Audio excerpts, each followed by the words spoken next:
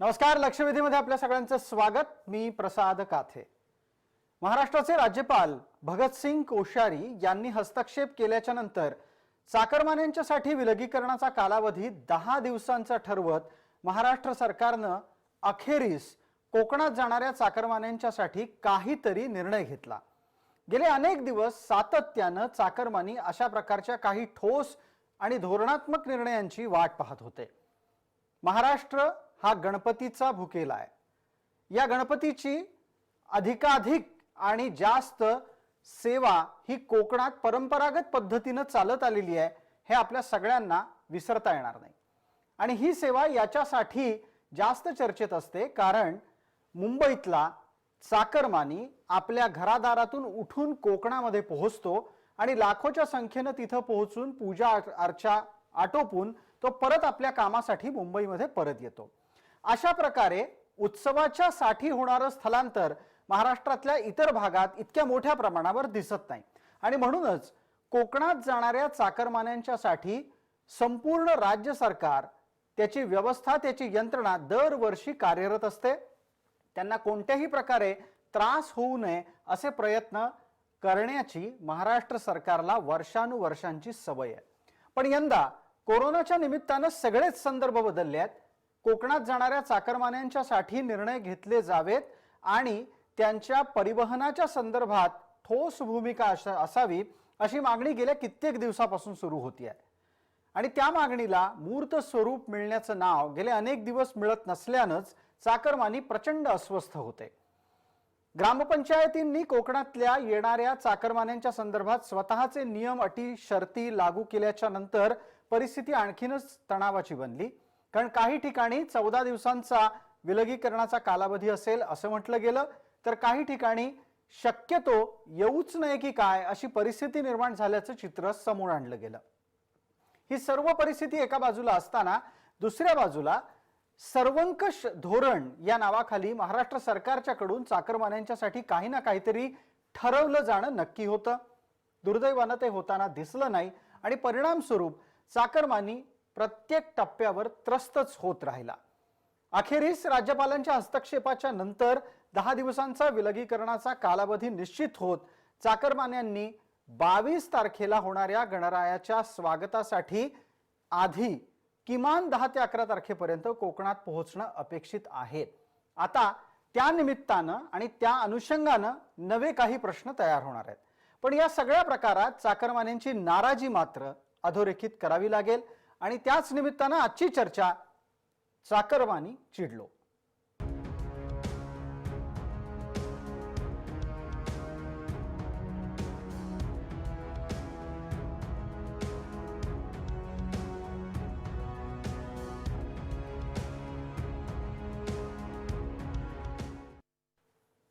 आजच्या या चर्चेत आपल्याबरोबर सहभागी होत आहेत भारतीय जनता पार्टीचे प्रवक्ता मधु चव्हाण, महाराष्ट्र नवनिर्माण सेनेचे प्रवक्ता संदीप देशपांडे आणि महाराष्ट्राचे माजी गृहराज्यमंत्री तसंच शिवसेनेचे नेते दीपक केसरकर. सर्व मान्यवरांचं स्वागत. पहिला आणि थेट प्रश्न मधु चव्हाण यांना आहे.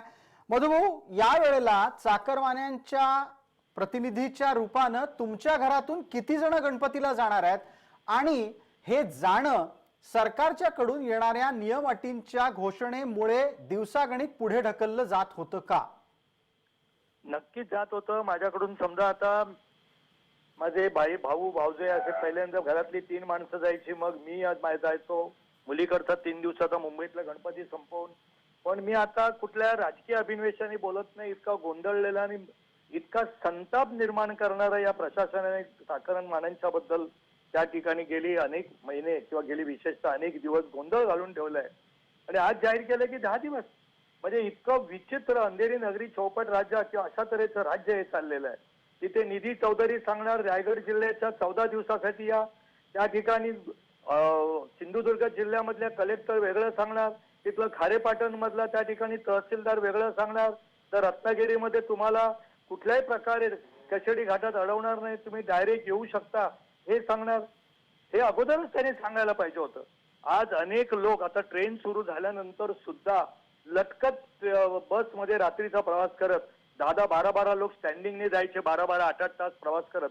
माझे मित्र सावंत दीपक सावंत कोकणातले आहेत, मला संदीप देशपांडे कोणत्या भागातले आहेत माहित, तरी पण त्यांना नक्की माहित असतील, कारण ते जमिनीवरचे कार्यकर्ते आहेत. इतका संताप मी त्या ठिकाणी लोकांमध्ये आता गैरसोय होणार आहे. आज समजा 10 दिवस जाहीर केलेले आहेत. 10 दिवस जाहीर केल्यानंतर सर्टिफिकेट कधी घेणार, मेडिकल सर्टिफिकेट कधी घेणार, कुठलेही आदेश त्या ठिकाणचा, समजा आता ठाण्यामधून एखाद्या भागातून जायचे, तिथले डेप्युटी कमिशनर ऑफ पोलीस यांना अर्ज करायचा, झोनल डीसीपी जो असतो त्याला अर्ज करायचा, त्यांना अर्ज करायचा, आधार कार्डची झेरॉक्स जोडायची, तो जो गाडीतला ड्रायव्हर खासगी ड्रायव्हर गेला असेल त्या ड्रायव्हरचे सगळे पेपर्स घ्यायचे, ते त्या ठिकाणी ऑनलाईन द्यायचे, आणि ऑनलाईन देऊन झाल्यानंतर ते पुन्हा त्या ठिकाणी त्याला दिल्यानंतर ते त्याला सर्टिफिकेट घ्यायचं. असं झाल्यानंतर कशिडी घाटामध्ये तुम्ही कोणाला अडवणार की नाही, जाहीर झालेलं नाही अजून. जर धोरण जाहीर केलं नाही तर उद्यापासून कमीत कमी 50,000 गाड्या उभ्या राहतील सगळ्या रस्त्यावर. अगदी तुम्ही असं म्हणता आहात की अद्यापही धोरणाची स्पष्टता नाही. 10 दिवसांचा विलगीकरण कालावधी हे नुसतं एक प्रकारे जखमीवरचं मलम आहे, ज्यानं जखम काही बरी होणार नाहीये, आणि ही यंदाची चाकरमान्यांच्या मनावर खोलवर झालेली जखम असेल गणपतीच्या निमित्तानं. संदीप देशपांडे आपल्या सोबत आहेत. संदीप देशपांडे, माझा आवाज आपल्यापर्यंत पोहोचतोय अशी अपेक्षा बाळगतो.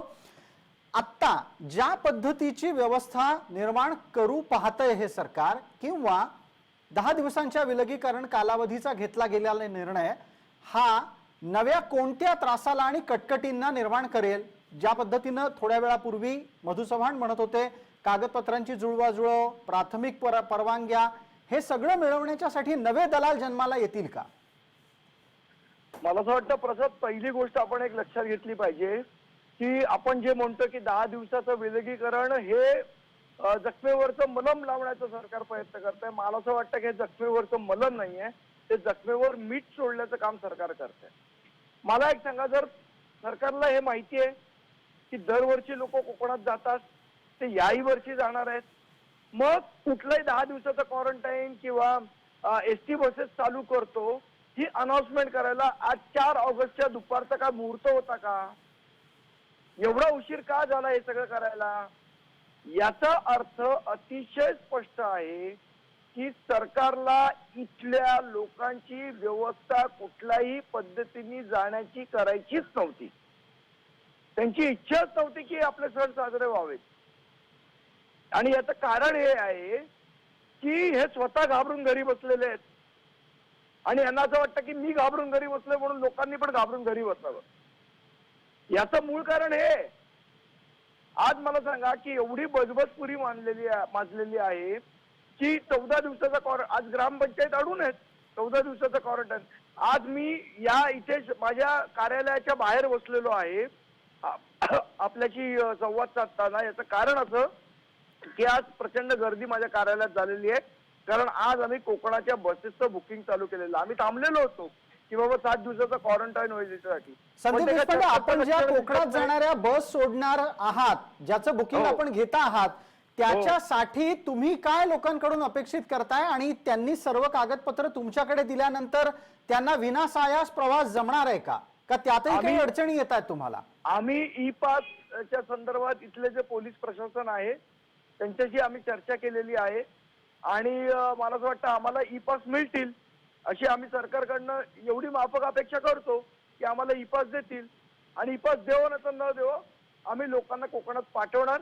हा महाराष्ट्र नवनिर्माण सेनेचा प्रण आहे. आम्ही जे वचन दिले, पण तुम्ही जर ई पास नसतील तर कसं पाठवणार आहात? नाही, आम्ही लोकांना त्यांच्या घरापर्यंत सोडायची जबाबदारी महाराष्ट्र नवनिर्माण सेनेने घेतली. घरापर्यंत सोडण्याची जबाबदारी घेतली, हे पूर्ण जबाबदारीनं सांगता आहात? 100% जबाबदारीने सांगतो. आम्ही खोटं बोलणाऱ्यातल्या नाही. परवानून सारखे परवानू खोटं बोललात तुम्ही लोकांची. त्यांनी लोकांना खोटं सांगितलं की आम्ही तुम्हाला कोकणात पाठवणार. जर कोकणात पाठवायचं होतं तर एवढे दिवस तुम्हाला का लागले निर्णय जाहीर करायला? आज दुपारची तुम्ही प्रेस कॉन्फरन्स घेतली जेव्हा महाराष्ट्र नवनिर्माण सेनेनी सकाळी बसचं बुकिंग चालू केलं, त्यावेळेला यांचे डोळे उघडले. तोपर्यंत त्यांचे डोळे उघडले नाहीत.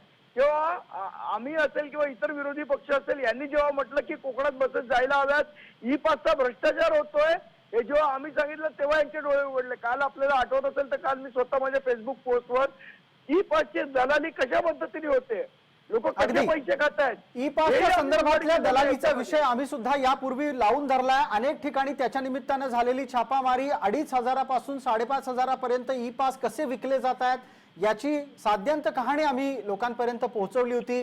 सरकारनं ई पासच्या संदर्भात अजून कुठलेही ठोस धोरणात्मक निर्णय घेतले गेलेले नाहीत, हे खेदानं नमूद करावं लागतंय. दीपक केसरकर आपल्या सोबत आहेत. दीपक केसरकर, आपण राज्याचे माजी गृहराज्यमंत्री होतात. आत्ताच्या घडीला आपल्याकडे कोकणाचं प्रतिनिधित्व करण्याच्यासाठी या चर्चेत आम्ही आपल्याला थेट प्रश्न विचारतो आहोत की ही सगळी परिस्थिती ही केवळ आणि केवळ निर्णय न घेण्यामुळे झालेली आहे, आणि निर्णय न घेण्याच्यासाठी काय निश्चित कारण आहे ते तरी कळू द्या. कोकणात कोरोना वाढू द्यायचा नाहीये की महाराष्ट्रात म्हणजे खास करून मुंबईतल्या चाकरमान्यांना यंदा कोकणात जाऊ द्यायचं नाहीये, नक्की काय करायचंय? नाही, आपण एक तर असं आहे की तरुणाच्या संदर्भात आपण एक गोष्ट लक्षात घेतली पाहिजे की याचा जो सिरियसनेस आहे, याच्यामधलं जे गांभीर्य आहे ते आपण लक्षात घेतलं पाहिजे. पंढरपूरची वारी हा जगातला सगळ्यात मोठा सोहळा असतो.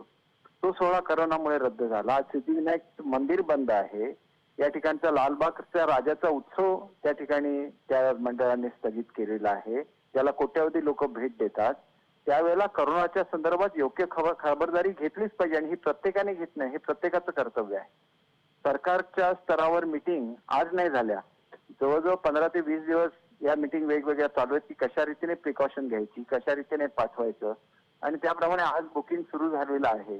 आणि एसटी ला सुद्धा जो रेट घेतला जाणार आहे हा नेहमीचा जो रेट आहे तोच घेतला जाणार, कारण एक सीट मोकळी न्यायला लागते. त्याच्यामुळे युजली अशी प्रॅक्टिस असते की एकाच्या ऐवजी 2 सीटचं तिकीट त्याच्यावर लागतं, त्याच्याऐवजी एकाच सीटचं लागतं. मला सर्वांना एकच विनंती या निमित्ताने करायची आहे की जरी सगळ्यांना न्यायची सोय केलेली असली तरी ज्या लोकांना आवश्यक असेल त्यांनीच गेलं पाहिजे, आणि आज हे त्यांचं कर्तव्य आहे. कारण कोकणी मनुष्य असा असतो की जो नियमाचं पालन करतो, जो दुसऱ्याची काळजी घेतो. आज काय परिस्थिती आपल्या जिल्ह्यामध्ये, कोविड दीपकजी, आपण म्हणता आहात कोकणी माणूस नियमाचं पालन करतो, कोकणी माणूस नियमाचं पालन करतो, आपण त्याच्यासाठी नियम तर बनवा. कोकणी माणसाला पालन करायला नियम लागतील की नाही? मला पूर्ण करू द्या ना बोलताना. 1 मिनिट आपण मध्येच जर थांबवलं तर तुम्हाला माझ्या बोलण्याचा पूर्ण अर्थ कसा कळेल की 230 ची आमच्या कोविड रुग्णालयाची कॅपॅसिटी आहे. आज आमच्याकडे 107 ऍक्टिव्ह रुग्णांवर उपचार चालू आहे, आणि त्याच्या व्यतिरिक्त तालुक्याच्या स्तरावर जे हॉस्पिटल्स आहेत त्यांची कॅपॅसिटी आहे 230 पेशंटची. म्हणजे 200 त्या ठिकाणी 235 आणि 230 म्हणजे साधारण तुम्ही बघितलं तर 650 पावणे 700च्या आसपास ही सगळी कॅपॅसिटी आहे. तिथं मर्यादा आहे, कारण छोटा जिल्हा आहे आणि मोठ्या प्रमाणात मायग्रेशन, सगळ्यात मोठं जे मायग्रेशन होतं महाराष्ट्रामध्ये हे सिंधुदुर्ग आणि रत्नागिरी 2 जिल्ह्यामध्ये होतं गणपतीच्या काळात. त्याच्यामुळे ज्यांना आवश्यक आहे त्यांनी प्रवास करणं हे अत्यंत आवश्यक असतं, कारण कोकणामधली परिस्थिती अशी असते की काही लोकांची घरं बंद असतात, ते येऊन घरं उघडतात आणि नंतर आपला गणपती तिथं आणतात. त्यांनी जाणं आवश्यकच आहे, परंतु दरवर्षीप्रमाणे आपण येणार असं जर म्हटलं तर मग त्याच्यातून काही उद्भवू नये याच्यासाठी काळजी घेणं हे प्रत्येकाचं कर्तव्य आहे. त्याच्यामुळे सगळ्यांसाठी मदत तर केलेली आहे सरकारने, की सरकारने जायची व्यवस्था केली आहे. ज्याप्रमाणे आता मी चर्चा ऐकली की काही लोकांनी खाजगी बुकिंग केलेलं आहे. केसरकर साहेब, इथेच तो प्रश्न आहे, सरकारने मदत केली आहे ना, या वाक्यावरच आपल्या सोबत असलेल्या इतर मान्यवरांचे आक्षेप आहेत. तुम्ही पण एकदा जरा सांगा, सरकारनं काय मदत केली? एसटी सोडायचं ठरवलं, रेट नियंत्रणात आणले, ई पासचा भ्रष्टाचार थांबवला, खारेबाटणची गर्दी कमी केली, काय केलंय जरा सांगा. एक आपण गोष्ट लक्षात घ्या, ई पास नसताना लोक प्रवास करतात. आपण खोटा पास घेऊन प्रवास केलं तसं करणं हे चुकीचं आहे ना. ज्या जिल्ह्यामध्ये एकही पेशंट नव्हता तिथं आज 450-500च्या आसपास पेशंटची संख्या गेली, त्याला कोणतरी जबाबदार आहे की नाही? जवळजवळ 1.5 लाखापेक्षा जास्त लोक तिथं घेतलेली आहेत आमच्या जिल्ह्यामध्ये. प्रत्येक गावच्या सरपंचावर ही जबाबदारी असते लोकांना क्वारंटाईन करायची. ठीक आहे, ते आपली जबाबदारी दिवस रात्र हे करून पूर्ण करतायत. हे सगळं शासकीय यंत्रणेतूनच होतं ना. फक्त लोकांनी सहकार्य केलं पाहिजे. जिल्हा सर्वांचाच आहे, सर्वांनी जाणं पाहिजे कोकणामध्ये. यावर्षी संयम पाळला पाहिजे की नाही? संयम पाळला पाहिजे ना, निश्चित. बसनी जाण्याच्यासाठी बस सोडण्याच्या बाबत राज्य सरकारनं काही ठरवलंय का? बसच्या संदर्भात 3000 बसेस तयार आहेत. प्रत्येक बसमध्ये 22 प्रवासी असतील, आणि 12 तारीखपर्यंत म्हणजे क्वारंटाईनचा पिरियड होता जो 14 दिवसाचा, तो आता 10 दिवसाचा केलेला आहे. त्याच्यामुळे 12 तारीखपर्यंत लोक येऊ शकतील. जी लोक एसटीने प्रवास करणार, एसटी मध्ये सगळ्या तऱ्हेच्या बसेस आहेत, लक्झरीज सुद्धा आहेत, वेगवेगळ्या तऱ्हेच्या बसेस आहेत. या बसेसमधून येणाऱ्या लोकांना ई पासची गरज नसणार आहे. ही अत्यंत महत्वाचा निर्णय शासनाने घेतलेला आहे. बर कारण एकाच वेळेला ज्यावेळेला आपण अप्लाय करतो त्यावेळेला ती जी साईट असते ही साईट सुद्धा जॅम होण्याची शक्यता असते आणि त्याच्यामुळे अनेक लोकांना त्या ठिकाणी ऍक्सेस मिळत नाही. तुम्ही एक ST चं गणित booking एक केलं, गणित जर तुम्ही आता जे मांडता आहात त्यानुसार 22,000 बस म्हणजे 3,000 3,000. बसेस मधून प्रत्येकी 22 या संख्येनं लोक जायची असतील तर 66,000 लोकांच्या जाण्याची पक्की सोय झालेली आहे. त्याच्या फेऱ्या वाढतील तशा टप्प्यानं माणसांची संख्या वाढत जाईल. आता संदीप दुसरं असं आहे की देशपांडेंच्याकडे साहेब, एक हे आक्षेप वाढत्या आहे. क्रमाने माझी एक विनंती एवढीच आहे की बरं. आपण नाही सगळ्यांनीच मिळून विनंती केली पाहिजे की हे वर्ष एक्सेप्शनल आहे. सर्वांनी संयम बाळगण्याची आवश्यकता आहे आणि दरवर्षी मी माझं स्वतःचं उदाहरण द्यायचं झालं तर आमच्या फॅमिलीमधले आमचे चुलत भाऊ डॉक्टर आहेत, त्यांची संपूर्ण अगदी. फॅमिली दरवर्षी कोकणामध्ये येते. त्यांनी ठरवलेलं आहे की यावर्षी आम्ही येणार नाही, तुम्ही गणपतीचं पूजन करा, तिसऱ्या अगदी. गणपतीचं विसर्जन हे दीपकजी, घरच्या घर विहिरीमध्ये केलं याच पाहिजे. याच पद्धतीनं आणि हे सगळ्यांनी प्रत्येक तथ्य- कोकणी माणसानं यंदा आपल्या घरातला एखाद दुसरा माणूस पाठवायचं ठरवलंय. या संदर्भात आपल्या सोबतच्या 2 मान्यवरांना काही आक्षेप मांडायचे आहेत. मी संधी देतोय त्यांना. संदीप देशपांडे, एक प्रश्न आपण मांडा, त्यानंतर मधु चव्हाण बोलणार आहेत. मुळात असं आहे की एसटी साठी ई पास फ्री केलेला आहे शासनाने की ई पासची गरज नाही एसटीने ट्रॅव्हल करण्यासाठी. आणि मग बाकीच्यांना ई पास का, याचा लॉजिक काय? नंबर 1. नंबर 2, माझा दुसरा प्रश्न असा आहे की जे भैये युपी बिहारला गेले आणि ते परत आले त्यांना कुठल्याही प्रकारे ते लोक कोरोना पसरवत नाहीत. फक्त मराठी माणूस मुंबईत सिंधुदुर्गमध्ये किंवा मुंबईत रत्नागिरीमध्ये गेला की कोरोना पसरतो. हे सरकारचे जे काही इलॉजिकल गोष्टी आहेत त्या इलॉजिकल गोष्टीवर माझा आक्षेप आहे. बघा, कायदा हा सगळ्यांना समान असला पाहिजे. जो मराठी माणसाला कायदा आहे तोच भैया लोकांना पण लावला पाहिजे. भैया लोकांना सगळ्या गोष्टींचं सूट पडते. गावाला गेले, गावावरनं परत आले, इथनं परत कोकणात गेले कामाला, त्यांना कुठल्याही प्रकारचं ई पास नाही, त्यांना क्वारंटाईन नाही, काही नाही. आणि मग मराठी माणूस उत्सवासाठी जात असेल तर त्याला सगळ्या अटी, सगळ्या शर्ती या सगळ्या लागू होतात. बरं, हा बाकी मराठी लोकांना अमराठीचा बोलतात मुद्दा का? आहे. त्याच्यात दीपक केसरकरांचं एक उत्तर घेऊ, त्यानंतर आपण पटकन मधु चव्हाणांना संधी देतोय. आत्ताच्या घडीला दीपक केसरकर जे परप्रांतीय येऊन जाऊन करत होते त्यांच्यामुळे कोरोना पसरला की नाही, आणि मराठी एक माणसाला गोष्ट- नियम लावायचाच फक्त आपल्याला अट्टहास आहे का? मला एकच आपल्याला सांगायचंय बघा, इतर राज्यांमध्ये काय घडलं, त्यांनी काय प्रिकॉशन घेतली हे आपल्याला बघण्याचं कारण नाही. आपल्याला काय बघितलं पाहिजे की आपण कोकणातल्या लोकांनी करोना हा नियंत्रणात ठेवण्यामध्ये यशस्वी झाले. आजच्या घडीला सुद्धा 400 450च्या वर आमच्याकडे हे नाही, आमच्याकडे कुठलेही परप्रांतीय आले नाहीत. आमच्याकडे अत्यंत स्ट्रिक्ट ऍडमिनिस्ट्रेशन आहे आमच्या जिल्ह्यामध्ये आणि म्हणून आम्ही हा कंट्रोल करण्यामध्ये यशस्वी ठरलो. आता हे यशस्वी ठरत असताना इतरांचं कॉपरेशन पाहिजे. त्यांनी सांगितलेला मुद्दा देशपांडे साहेबांचा हा बरोबर आहे की परराज्यातली लोक इथं अडकलेली होती, त्यातली अनेक लोक चालत गेली शेवटी. मग अशा परिस्थितीमध्ये केंद्र शासनाने काही निर्णय नाही, घेऊन नुसती त्यांच्यासाठी चालत कुठे ट्रेन गेली अहो? वगैरे सोडल्या. अहो, त्यांच्यासाठी नाही, काही लोकं रेल्वे चालत गेल्या, गेली, त्यांच्यासाठी ट्रेन बसेस म्हणतो ना, गेल्या, ते चालत त्यांच्यासाठी गेल्या, लाल परी ट्रेन गेल्या, धावली, बसेस गेल्या. परप्रांतीयांसाठी बरोबर आहे. लाल परी धावली, कोकणी माणसासाठी काय होतंय असा प्रश्न आहे. आता 3,000 गाड्या तयार आहेत ना तिथं. मग त्या ते जाणार आपल्या कधी? घरी गेले होते. आपण उत्सवाला मग आपण असं का नाही म्हणत की पंढरपूरला दरवर्षी लाखो लोक जातात, बरोबर आहे की नाही? ती वारी रद्द झाली ना, परंतु तशी तर वारी कोकणाची झालेली नाही आहे. हा अच्छा. कोकणाच्या बाबतीत शासनाने तेवढं तर हे केलं कारण प्रत्येकाच्या केसरकर घरामध्ये साहेब. इंडिव्हिज्युअली हा सोहळा होतो बरोबर आहे. आणि वारी संपूर्ण एकत्र असते. लाखो केसरकर लोक साहेब, एकत्र आपण वारंवार असतात. हा उल्लेख करता आहात की पंढरीची वारी रद्द झाली. तुम्हाला सुचवायचं काय आहे? यंदा चाकरमान्यांनी जाऊ नये असं सरळ सांगायचंय का? जाऊ नाहीये असं मी बिलकुल म्हटलेलं नाही. काळजी घ्यावी, कमीत कमी लोकांनी प्रवास करावा, आपल्या स्वतःची काळजी घ्यावी, कारण करोना हा लवकर पसरतो आणि लिमिटेड मेडिकल फॅसिलिटीज आमच्याकडे आहेत जिल्ह्यामध्ये, एवढंच मला सांगायचं आहे. म्हणून ठीक मी आहे, तुम्हाला मधु चव्हाणांना नंबर तुमच्या सांगितला. याच मुद्द्यावर काही बोलायचं आहे. मधु चव्हाण, लोकांनी काळजी घ्यावी म्हणून विविध प्रकारचे निर्बंध आहेत असं सरकारचं म्हणणं आहे. नाही, दीपक केसरकर अतिशय शांत प्रवृत्तीचे आणि बॅलन्स बोलणारे. पण दीपकजी, मी आपल्याला एक गोष्ट लक्षात आणून देऊ इच्छितो नम्रपणे. जसे पंढरपूरला जाऊ नका, देवळं बंद करा, जसं आता कालच्या रक्षाबंधनाला अनेक बहिणींनी सांगितलं, बाबा रे, जी देवासमोर असेल एखादा पवित्र दोरा ठेवून तू बांधून घे, मी काय येत नाहीये, लांब आहे.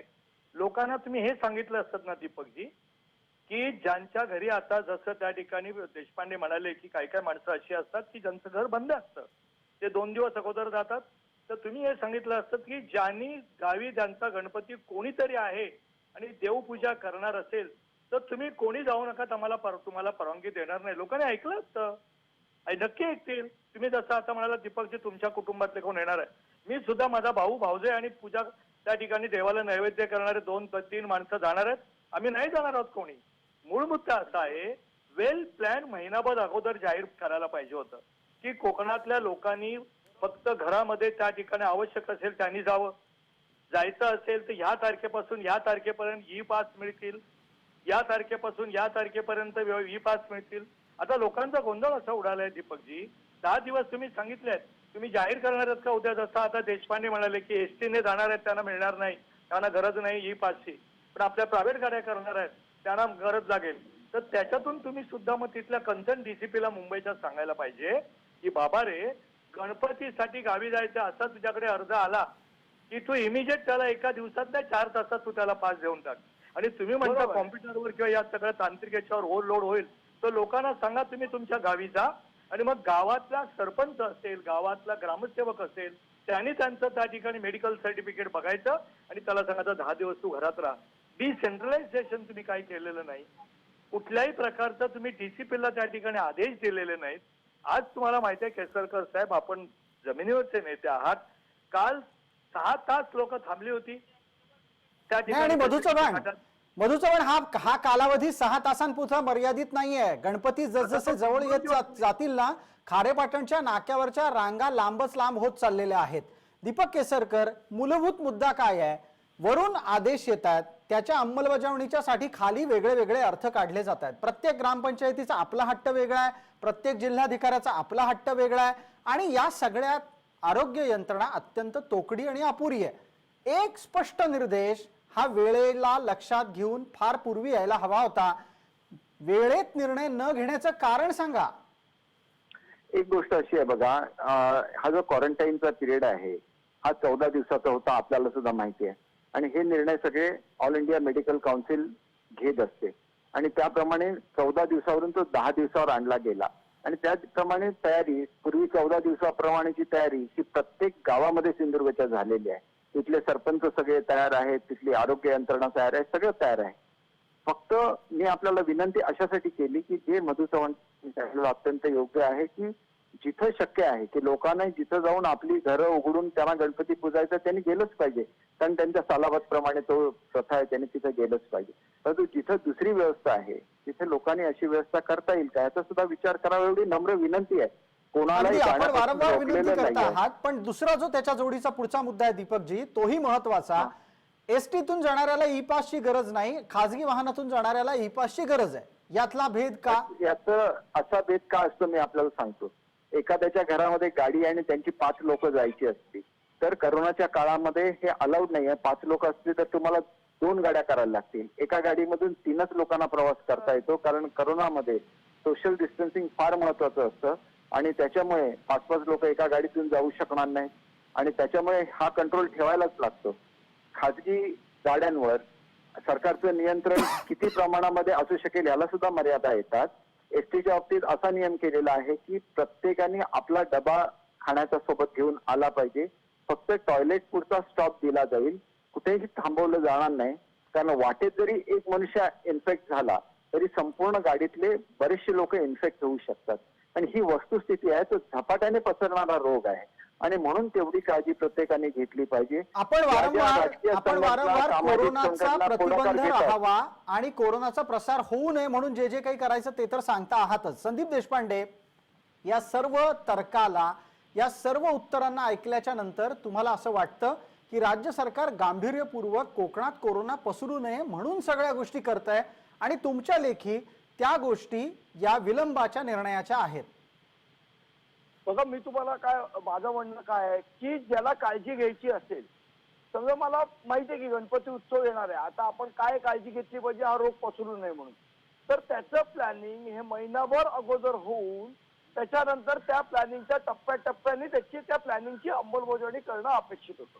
म्हणजे उदाहरणार्थ की क्वारंटाईन किती दिवसाचा असला पाहिजे, तर 10 दिवसाचा असला पाहिजे असं जर आज सरकार सांगतंय, हे जर आधी सांगितलं असतं तर लोकांना प्लॅनिंग पण करता आलं असतं ना, की बाबा मला जायचं की नाही जायचं इतपतला लोकांनी ठरवलं असतं. की बाबा 10 दिवसाचं क्वारंटाईन आहे तर मला नोकरी कामधंद्यामुळे शक्य नाहीये, मी नाही जाणार, माझ्या घरातला एकच माणूस जाईल. किंवा आज काय झालंय, आज हे निर्णय एवढ्या उशिरा का घेतले याचं कुठलंही जस्टिफिकेशन सरकार देऊ शकत नाहीये. म्हणजे तुम्ही काय ईद होती म्हणून थांबला होतात का हा निर्णय घ्यायचा, माहित नाही. बरं, याचं उत्तर लागेल, याचं उत्तर लागेल. हा एक महत्वाचा मुद्दा आहे, याचं महत्वाचं उत्तर लागेल. दीपक केसरकर, ईद होती म्हणून गणपतीचे निर्णय टाळले गेले होते का? अजिबात नाही. आपण एक गोष्ट लक्षात घ्या, 1 महिन्यापूर्वी सगळे नियम जाहीर झालेले आहेत. 1 महिन्यापूर्वी त्याच्यामध्ये 14 दिवसाचं क्वारंटाईन नाही, पण होतं. मग 1 महिन्यापूर्वी निर्णय जाहीर कुठले झाले? म्हणजे कोणाला 14 माहिती दिवसाचं त्याची क्वारंटाईन चर्चा कुठे आहे? सर्वांना माहिती आहे. 14 दिवसाचं क्वारंटाईन 1 महिन्यापूर्वी डिक्लेअर झालेलं आहे की ह्या 7 तारीख पर्यंतच यायचं, आणि आता 7ची ऐवजी ही तारीख 12 वर गेलेली आहे, आणि हे सगळ्यांना 7 तारीख माहिती होती. त्याच्यामुळे हे अनाऊन्स केलेलं नाही असं बिलकुल नाही, उलट नाही, रिलॅक्स. पण दीपक केसरकरजी, आपण म्हणता आहात 1 महिन्यापूर्वी निर्णय जाहीर झाले, नियम लागू झाले, याच्याबद्दल अत्यंत गोंधळ आहे. संदीप देशपांडे, तुम्हाला माहिती आहेत का 1 महिन्यापूर्वी निर्णय लागले, नियम लागू झाले? नाही, ऐका ना, असं आहे की एखाद्या जिल्ह्याचा निर्णय घ्यायचा अधिकार हा तिथल्या जिल्हाधिकाऱ्याला आहे. सरपंच किंवा ग्रामसभा हे वेगवेगळे निर्णय घेत आहेत. एक गाव म्हणते 14 दिवस क्वारंटाईन, एक गाव म्हणते 7 दिवस क्वारंटाईन. असं नाही होऊ शकत. तो जिल्ह्याचा सामूहिक निर्णय हा जिल्हाधिकाऱ्यांनी घेतला पाहिजे. ठीक आहे, याच्यावर एकदा मधु चव्हाणांनाही विचारूयात. मधु चव्हाण, महिन्याभरापूर्वी नियम लागू झाले, हा तर्क पटतोय का? नाही, महिन्याभरापूर्वी लागू झालेले नाही आहेत. मी आपल्याला सांगतो, फक्त सिंधुदुर्गचे बातम्या येत होत्या की सिंधुदुर्गात येणाऱ्यांनी 7 तारखेपर्यंत आलेलं पाहिजे, हे मान्य आहे. परंतु बाकीच्या परत सिंधुदुर्गामध्ये कलेक्टर कोण सांगणार, तिथल्या ग्रामपंचायती कोण सांगणार? शासन म्हणून एक निर्णय होणं आवश्यक होतं, तो आज झालेला आहे. जो काय निर्णय अभिप्रेत आहे तो आज निर्णय झाला 10 दिवसाचा. बरं, आता याच संदर्भात दीपक केसरकरांना एक प्रश्न आहे. दीपकजी, 10 दिवसांचा विलगीकरण कालावधी आणि गणपती उत्सव साजरे करायचे दिवस असं धरून एक साधारण माणसाला 14 दिवस तरी या उत्सवासाठी वेगळे काढून ठेवावे लागणार आहेत. या विषयाची चर्चा वारंवार यापूर्वी पण झाली, आजही ती करणं गरजेचं आहे की हे 14 दिवस कोणाला तरी सुट्टी मिळू शकेल का? ज्या काळात नोकऱ्या नाहीयेत, ज्या काळात नोकऱ्या टिकवणं खूप गरजेचं आहे, अशा काळात हा 14 दिवसांचा कालावधी सुट्टी मागून ती मिळवण्याच्या साठीचा संघर्ष आणखीन एक नवान समोर आलाय. त्याचं काय करायचं? 14 दिवसाचं जे पूर्वी ठरलेलं होतं त्याच्यामध्ये गव्हर्नमेंटने आता रिलॅक्सेशन दिलेलं आहे, आणि हा पिरियड आता 10 दिवसाचा केलेला आहे.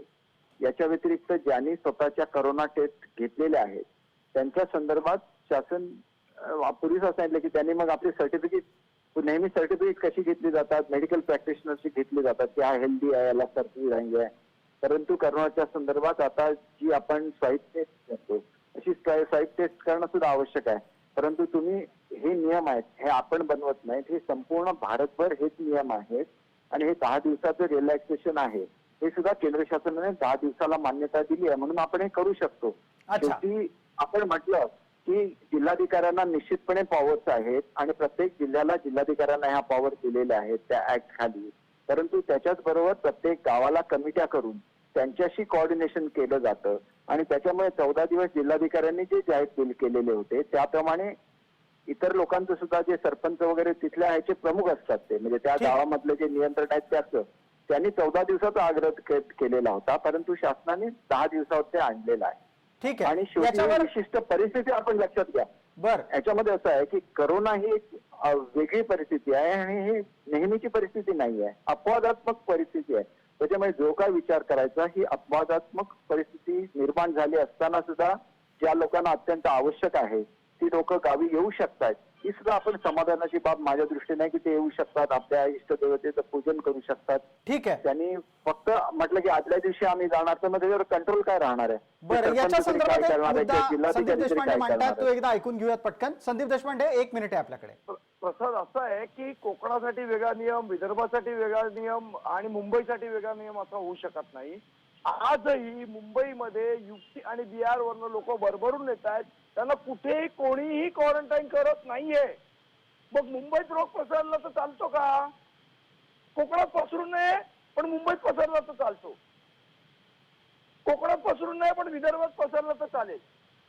असे वेगवेगळे नियम.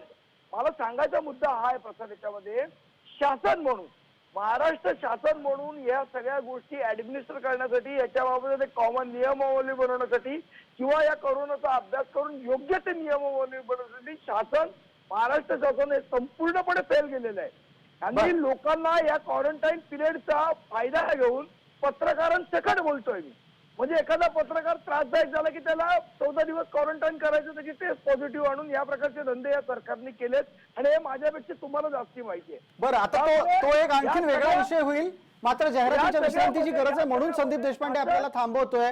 वेळेची आत्ताची मर्यादा आहे तेवढी पाळूयात. फक्त लक्षवेधीच्या पुढच्या भागातली चर्चा ही यंदा गणपतीला जावं की न जावं या संदर्भातली सुद्धा.